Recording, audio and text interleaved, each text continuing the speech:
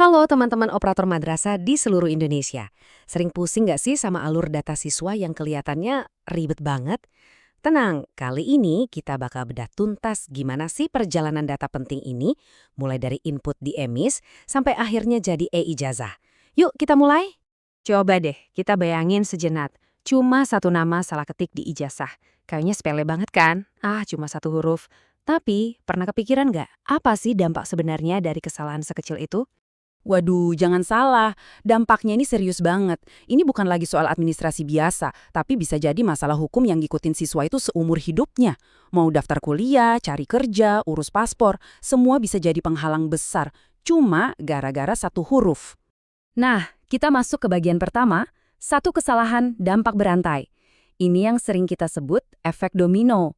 Satu kesalahan kecil di hulu, di awal banget, bisa bikin masalah beruntun sampai ke hilir. Kita lihat yuk gimana cara kerjanya. Oke, ini dia nih, peta perjalanan data siswa kita. Semuanya itu berawal dari EMIS, tempat pertama kali data diinput. Habis itu, data divalidasi di Verval PD. Terus dipakai buat data ujian di PDUM. Dan puncaknya, terbitlah i-ijazah. 4 tahap ini tuh satu rangkaian yang nggak bisa dipisahin.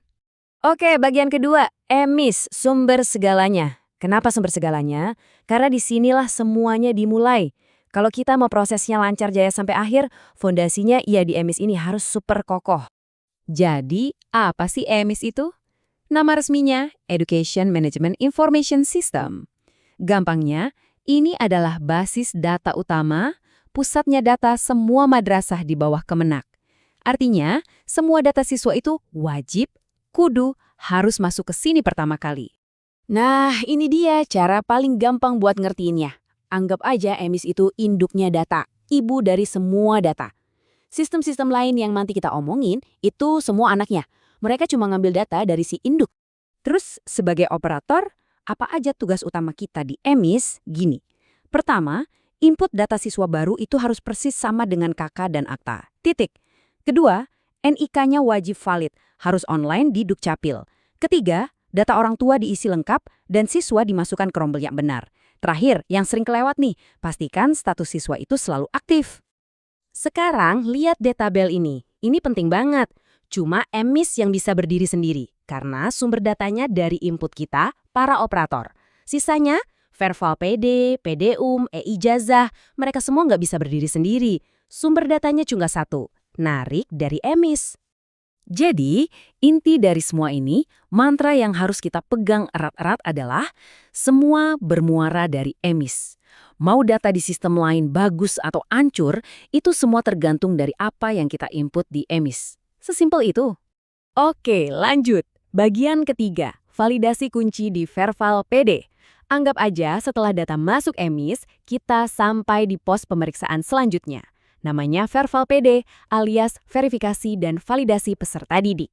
Tugas Verval PD ini apa? Spesifik banget. Fokusnya cuma satu, memastikan setiap siswa itu punya NISN atau nomor induk siswa nasional yang valid dan akurat. Udah, itu aja tugas utamanya.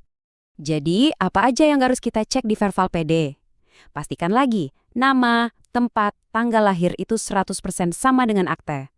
Cek ulang nama ibu kandung. Kalau ada siswa yang belum punya NISN, ya disinilah tempatnya kita ajukan.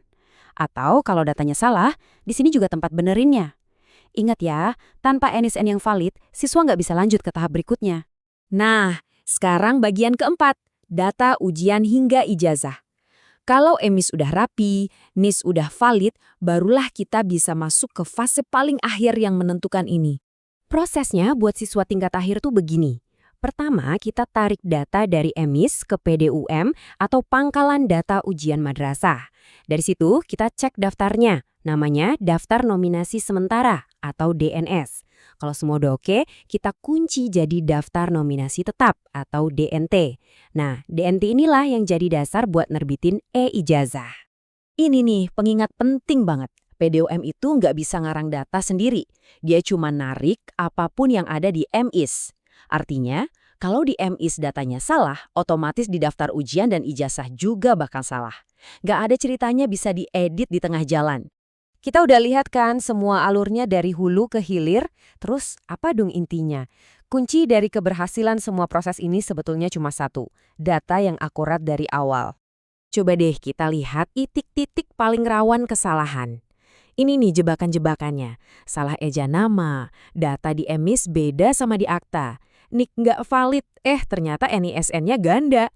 Terus ada juga kelalaian kayak lupa update status siswa. Dan yang paling fatal nggak ngecek ulang sebelum data dikunci. Ini semua harus kita waspadai. Tapi pada akhirnya solusinya itu simple banget, balik lagi ke akarnya. Kutipan ini benar-benar merangkum semuanya. Kalau kita bisa pastikan EMIS itu rapi, bersih, akurat dari pertama kali input, dijamin deh semua sistem setelahnya bakal aman dan lancar. Jadi, sebagai penutup, saya mau ninggalin satu pertanyaan buat teman-teman operator semua. Sudahkah data MIS di madrasah Anda dicek lagi hari ini?